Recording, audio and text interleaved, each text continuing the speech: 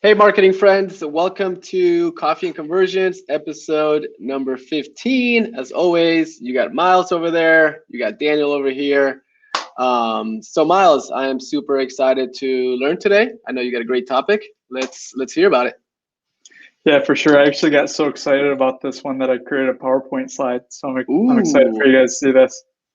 let's see it. Gotta love a good Yeah. PowerPoint. So our topic today is how to create a content cluster and execute on it. So at the more broad level, just what a content strategy is, or creating a content strategy. So this is the main piece. So beginning with it, what is a content cluster? I'm going to actually share my screen and get over to that presentation here. A content cluster is a newer concept in SEO or SEO content strategy that uses this topic modeling and internal linking system to improve the user experience. And what I mean by that, it'll be better defined if I just show you guys kind of the anatomy of what I'm talking about. This would be an entire cluster. So if we're talking about cluster content here, we see this would be an individual cluster or a topic cluster.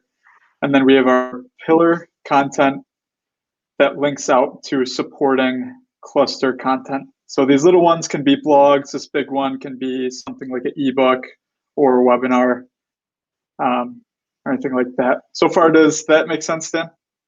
Yeah, I'm trying to understand it. So that's a whole bunch of what you're calling clusters, but really we're going to focus on one individually, and that's what we want to execute on, right?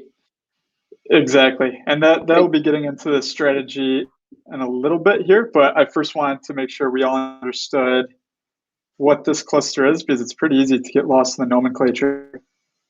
Got it. How many of those should we be executing per month or per quarter? How do we think about this? I mean, that's completely up to your bandwidth and your resources. Hmm. So, I mean, if you have a large marketing department and multiple content creators, and let's say you can create 10 blogs a week, you have that big of a marketing team. And let's say you can create, I don't know, 50 blogs on the quarter. That's obviously extremely aggressive, but what we like to do usually with one content creator, usually one big pillar content piece, such as an ebook, and we look at the quarterly level, and then usually around like 6 to 10 blogs. That gives the content writer also freedom to create, let's say, 2 to 4 blogs that aren't connected to this cluster content that's more relevant to the times. Does that make Perfect. sense? Yeah. So I think it sounds to me like you're saying almost like a post per, a cluster topic per week, and then one big pillar piece per quarter. Yeah, exactly. And this is actually our example here at OM. We Hmm. focused on healthcare marketing. So we created a ebook called Healthcare's Digital Transformation, and we created I think it's 8 or 9 blogs here that linked back to the ebook, but also pulled and expanded on uh, topics that were covered or lightly covered in the ebook. So point number 3 with what a content cluster is and why we build them is that it provides, number one, a better user experience. If you're looking for information on a certain topic and you realize that the website has multiple other resources connected to it, obviously that's beneficial. But also it helps create domain authority. So using our example, our OM example here, we use this strategy for healthcare marketing. And beforehand, we weren't ranking for any healthcare marketing keywords, and now I think we're ranking for 50 healthcare marketing keywords. So it creates that domain authority for whatever segment you're targeting. And then it also facilitates content creation. Now our content creators understand what content they have to produce rather than waking up one morning with a good idea. I love that. I love that. I mean, I think something that we see too often as a marketing agency is everybody wants to create content because we all understand the power of content, but very often it's done at a whim, if that's the right way to put it. And what it seems that this provides is really some clarity around what needs to be created, and then of course using this cross-linking strategy, you're kind of telling Google, hey, this is an authoritative piece on on this topic, and you can tell by the way we're supporting the content to make that happen. Yeah, that's exactly it. You hit the nail on the head. I love it. So Love now it. that we understand what a content cluster is, we want to take you guys through how you can pick your topic, and then what we found is the most effective way to execute on this strategy. Sound good? Yeah. Cool. So I'm actually going to run you through another example here with one of our partners, but at a high level, there's three things we look at when deciding on our topic, and it's our business strategy, our existing opportunities, so those opportunities that we already rank for, and then we dive into the keyword research. So this document is a little hefty, but I'll explain it so it's not too cumbersome. So like I said, this is the planning and research phase. It begins with business strategy. So who do we want to be as a company? Then you're the owner of OM, so you know we want to be a healthcare marketing company, or a B2B software marketing company, correct? Mm-hmm.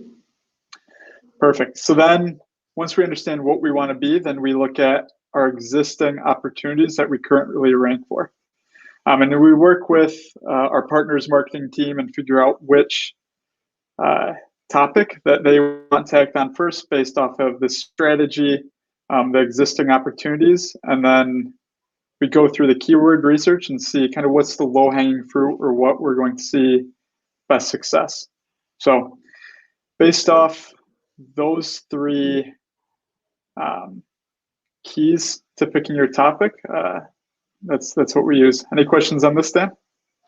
Yeah, I just want to get a little clear. So how are we selecting our topics? I love that you put business strategy. Too often people pursue content strategies based on just keyword research. And we know keyword research is important and we want to make sure we're targeting places where there are eyeballs. But too often we ignore either the user or what we're actually trying to achieve as a business. So I love that you incorporated that there. So I think a good combination of what are we trying to own on the web, what's the story we're trying to tell, combined with good, effective keyword research is absolutely the right approach. Perfect. And that's, I think you bring up a good point, or you have in previous podcasts at least. One of the biggest difficulties that we see with marketing departments is moving from strategy to execution. So once we get buy-in at the strategic level and pick our topic, which is this area, we've actually outlined how you guys can break that down executionally, and get started right away with this content strategy. So using this example again, let's say we've picked our topic, in this case, small businesses, what we wanted to focus on. And there's a few things we need to create first before we begin creating our content. We want to identify our pillar page. This is the page that we're going to eventually push people to actually become a lead within our database. So I think that's the ultimate goal, correct, Dan, is to nurture these people and educate them, but eventually we want leads out of this. Yeah, growth. We're all looking for growth. That's right. Perfect. And then we do identify roughly 25 keywords that we track, and those are very specific to our content cluster. So we want to see growth there.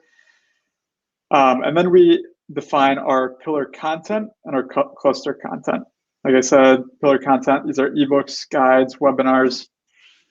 And we use the keyword research that we created to find areas that we can produce a high quality, lengthy or long form concept on a topic.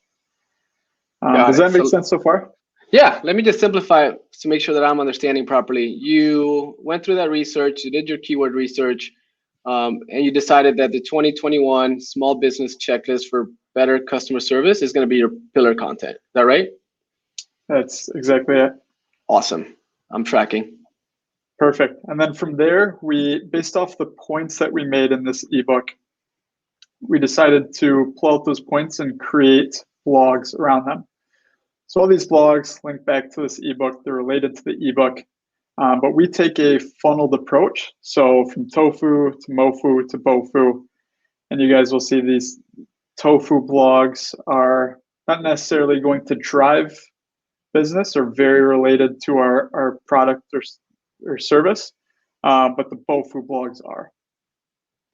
So why a small business answering service will revolutionize your customer service. This partner is a small business answering service, while our tofu blogs, what does great customer service mean in a socially distant world, very high level, can be read by many people. And this is used to funnel them down. Got it. So I just want to jump in here. So you just blew my mind a little bit because you went with another layer. So we created a pillar topic. Then you wanted to break down what the clusters were, but you, like everything we do in marketing, which I think is awesome, you broke that down in stages of the funnel to make sure that the content we're creating is touching people at every stage of the buying cycle. Correct. Love that. That's perfect. And before I get too deep, I just want to take a step back, and this is really all it is right here. So we identify our pillar page, identify our keywords, select our pillar content, our funneled cluster content, and then just add it to a content calendar with due dates. And from there, then you're just creating that content, and you watch your rankings grow.